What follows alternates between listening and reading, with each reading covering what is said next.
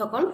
ইতিমধ্যে কালি মই অপনয়ন পদ্ধতিৰ ওপৰত এটা ভিডিঅ' দি গৈছোঁ এতিয়া আকৌ মই আজি এটা ভিডিঅ' দিছোঁ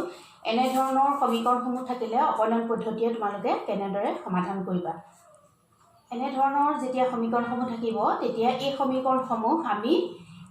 ax + by + c = 0 এই ষ্টেণ্ডাৰ্ড ফৰ্মটো আকাৰলৈ নি ল'ব লাগিব x/2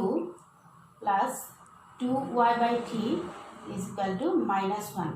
এই সমীকৰণটো এই আকাৰলৈ নিবলৈ হ'লে আমি প্ৰথমতে কি কৰিব লাগিব এলচিএম ল'ব লাগিব লসাগু ল'ব লাগিব 2 আৰু 3 গতিকে ইয়াৰ এলচিএম হ'ব 6 এইফালে হ'ব 3x প্লাস এইফালে 2 আছে 2 *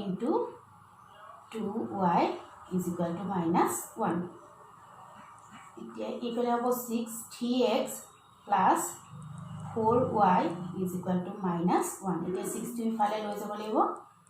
3x plus 4y = -6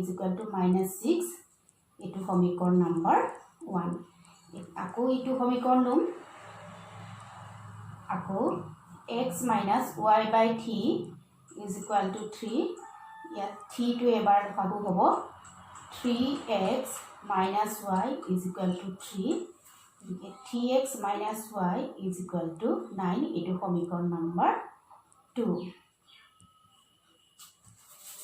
এতিয়া 1 আৰু 2 নম্বৰ সমীকৰণ লক্ষ্য কৰিলে দেখিবা যে ইয়াত 3x আছে ইয়াতো 3x আছে গতিকে সমীকৰণ 1 ৰ পৰা যদি সমীকৰণ 2 টো আমি মাইনাস কৰি দিও তেহলা 3x টো ইয়াত নাইকিয়া হৈ যাব সমীকৰণ 1 ৰ পৰা 2 বিয়োগ কৰি পাওঁ 3x - 3x 3x - 3x plus 4y ইয়াত মাইনাস আছিলে আকৌ -y = ইয়াত আছে -6 আৰু ইফালে হ'ব -9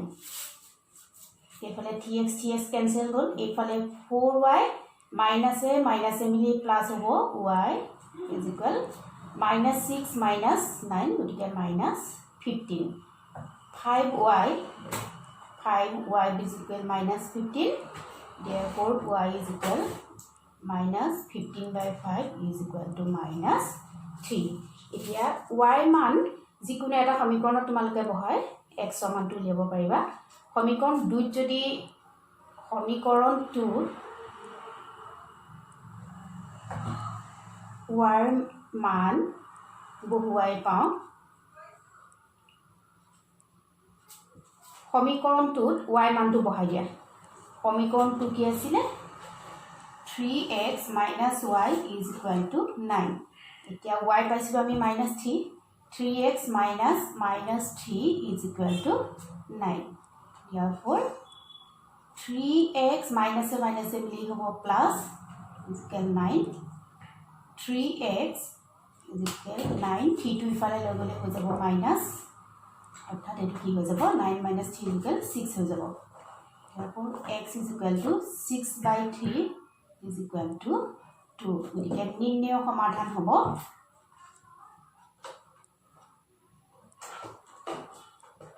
সমাধান হ'ব x = 2